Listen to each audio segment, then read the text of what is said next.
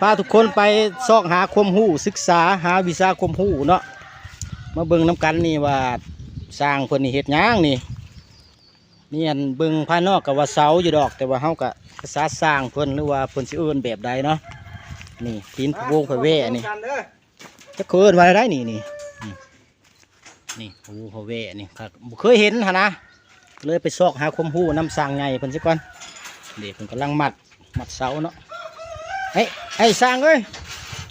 ผู้เฮ็ดเวียกมันนมมานานล่ะของคาใจนี่นะนี่พี่น้องเพิ่นให้ถามมานี่ว่าเขาเอิ้นไม่ยั้งอันนี้เล็กยั้งอันนี้เขาเอิ้นว่านี่ตะแกรงตีนเสาเด้อนี่นะตะแกรงตีนเสาเพิ่นเอาไปใส่ในไสซะนี่เอาปีนอันนี้ขึ้นเทิงบ่ไปใส่นะนี่ได้นี่ใส่ก็ได้นี่เบิ่งไว้นี่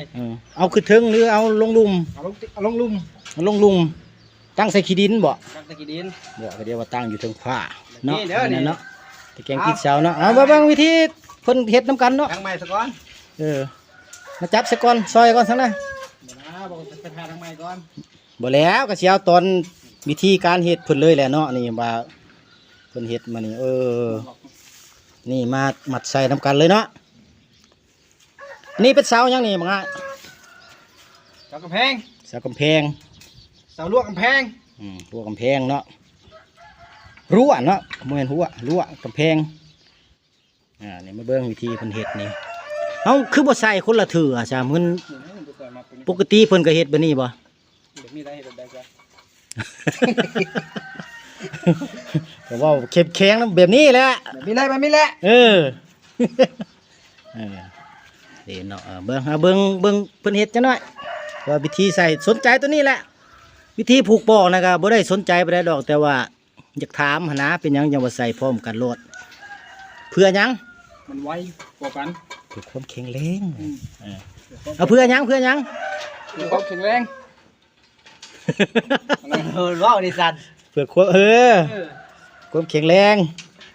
เนาะเพื่อความแข็งแรงเนาะนั่นนะเบิ่งไปเดี๋ยวสิพาไปเบิ่งขั้นตอนเห็ดตะแกรงอีกจะหน่อยแต่ว่าเบิ่งตัวนี้เบิ่งเวลาเพิ่นใส่ก่อนเพิ่นสิฉีกตีนเป็ดแบบใดนี่คือเอิ้นว่าตีนเป็ดแล้วเขาจ้างออกกันตีนไก่แล้วเวลาสุกแล้วมันจุ้มเบิ่งใกล้ๆเนาะให้ผู้สาวก็ให้แหนมเบิ่งเส้นเล็กคือได้จะเป็นแหนมเบิ่งหน้าผู้บ่าวนะเห็นว่าถ่ายสร้างคอยรอกันเลยสิมาแหนมแต่สร้างคอยสองคนนี่บ่ได้แล้วนี่ถ้าไปเจอบักที่3แห่งเต็กผู้ไปบ่เป็นเลยเจ้านะบ่ซั่นแล้ว